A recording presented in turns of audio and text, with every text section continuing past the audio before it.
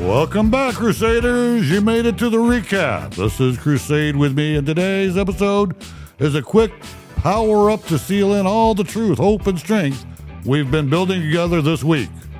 Whether you caught all 3 episodes or just one, this recap is your spiritual highlight reel. Think of it as your armor polishing moment before heading into a battle again. Let's walk back through this week.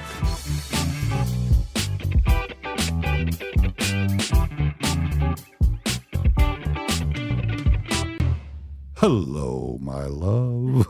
Hello over there. It's Saturday. Saturday. At US 30 drag strip. No, it's a completely different thing. And that was Sunday. Sunday. Anyway, Yeah, that was. Anyway, that's way back. Yep. Been a week. It's been a week. Busy. That's all right. You know, we opened the week reminding ourselves that God's grace shows up in our weakest, most exhausted moment. We looked at 2 Corinthians 12:9. My grace is sufficient for you, for my power is made perfect in weakness. We learned that grace isn't just a fluffy church word. It's power. It's presence. It's Jesus showing up when we're barely holding it together. Mm-hmm. Did you have a takeaway from the I did. Well, grace in the grind? while we were talking that day, I was thinking of this scripture, but I couldn't think of where it was. I knew it was in the Old Testament somewhere, but so I found it, and I to me, I feel like it fits. I do too. Okay. You shared it with me. So in 2 Chronicles 16, verse 9, it says, "For the eyes of the Lord run to and fro throughout the whole earth to give strong support to those whose heart is blameless toward him." And I just felt like, so we talking about how God is present. Yes, and I think that was, we went down a rabbit hole. I went down a rabbit hole, and I think I was talking about how it kind of grinds my gears or cranks my gears that Christians often seem to make God small. Mm-hmm. And then we went down that rabbit hole a little bit. You talked, and then because I think that absolutely is a beautiful verse to support that God's not small. Yeah. Not small. I feel like it brings me comfort to know that Absolutely. God's eye is searching for those. It's his grace. It's his grace. And so my takeaway is that you're not alone in the grind. Mm-hmm. God's grace is already there. Mm-hmm. Then Tuesday we had the joy that doesn't quit. And I know we're going to ban our kids from listening to that one because I went on another rabbit hole. But anyway. Yeah, I made a note to let our daughter know, don't let the kids listen. Midweek, we dug into the unstoppable force of joy. Real, deep down joy that isn't about feelings, but about faith. Mm-hmm. We held on to Nehemiah 8:10, that it is written, the joy of the Lord is your strength. So we talked about choosing joy before we feel it, speaking life aloud, and finding joy in serving others. Mm-hmm. Did you have any other takeaway from our Joy That Doesn't Quit episode? I would just like to add that just because we choose joy doesn't mean that the things around us change. Our circumstances don't change. I agree. You're right. That's very good. just the way our attitude Yes. and But how I we will. respond. I would. That's exactly what I was going to say. I would purport to you that I would challenge anyone in your chaos, in your crises, as a soldier, choose joy. Mm-hmm. Your circumstances may not change, but your view of it may. And the people around you may change too. Absolutely.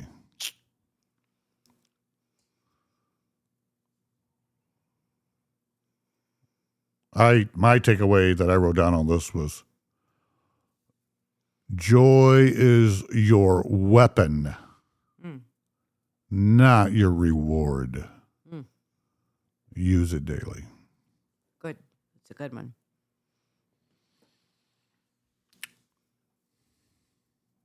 Then on Thursday, Romans 8:37, the built to overcome. We close the week by standing tall and declaring the truth of Romans 8:37.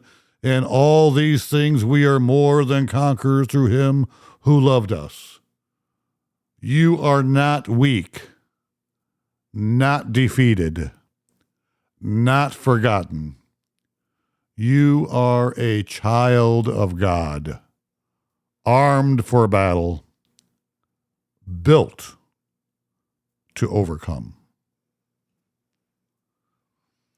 You have any takeaways that you wanted to share on the Built to Overcome episode?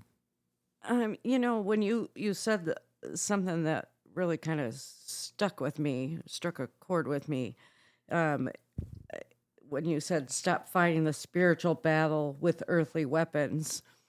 And I don't know why this grabbed my attention, but it made me think of a book that it's a pretty old book, but it was about it's called Having a Merry Heart in a Martha World. Oh, yes. And to me, that I related that to that quote, I guess because in the world that we live in, so obviously Mary and Martha, Mary was all about ministering to Jesus, and then Martha gets... And sitting and learning from him, right? Right. And being present and all and intentional and all those things, right? Right. And Martha's is the busy bee, doing Working all those things. right. And Jesus doesn't really, so she takes it to Jesus and is like, getting kind of pissy about it. But like, correct, right, she's supposed to be in the kitchen helping me. She's supposed to, right. And she's out here, right? No, right. Yeah. But I guess because I relate to that, I'm the busy worker bee, and trying to find balance in all of that. Myself. That's crucial. Yeah, no, that's crucial. That's right. There's a reason why I have this book. But so I guess I'm relating that having a Mary heart in a Martha world to that spiritual and earthly pull in that statement. Yes, that's awesome. That is right. That's great. And maybe nobody else will relate to that, but I do. And I think you're right on the money here. And this is something I want to share. And I'm going to talk. I'm talking to my sweet pea. All right, who's getting into the show season now, right? So she's got some anxieties about some things. So here's my takeaway, but I'm going to expand on this because this was my takeaway at the time. But as you were talking, it just made me think of my takeaway from this was don't fight like you're trying to win. Fight like you already did because Jesus did. Mm-hmm. That's what I had written down. But I want to say this. I want my sweet pea, and I want everybody out there who's competing and who's challenged every day and it's all of us, right? We're all challenged in different ways. Mm-hmm. Don't pray about winning.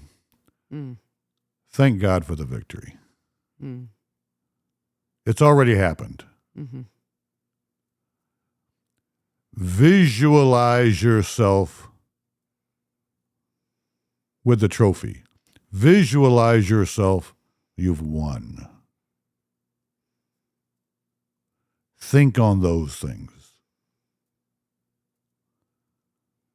Don't worry about your horse. Don't worry about how many hours you've put in. Don't worry about what might happen. Visualize yourself doing the perfect ride. You've won it all. Mm-hmm.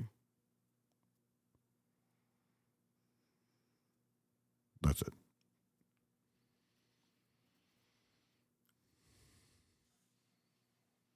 So, weekly challenge time, right? Yep. Every week we got to have every morning this week, say this out loud.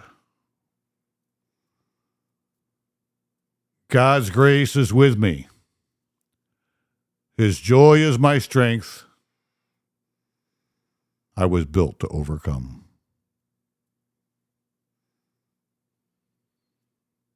Then meditate on these verses. You can do all three. You can do just one. But 2 Corinthians 12:9 on grace.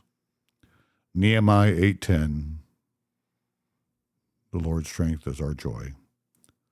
And Romans 8:37, we are conquerors. Victory. Let it be your anchor verses. We've rounded out another week, my love. We've made it. And then we get to start another. And we get to start another. The weeks are getting shorter. Yes, shorter. they are. And it's almost That's a blessing. Summertime. That's a blessing. It is a blessing. It is. Okay, friends. I don't know exactly what you're facing, but I know who goes before you. And I know this. You are not walking alone.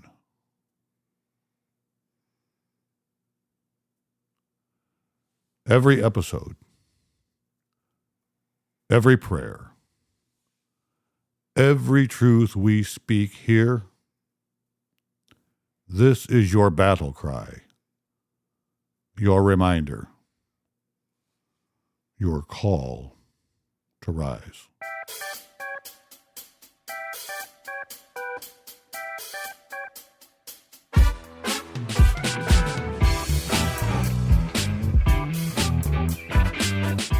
So take what you've heard this week and live it out boldly. Stand in grace. Move in love. Fight like the overcomer you are. And until next time, as always, crusade with me.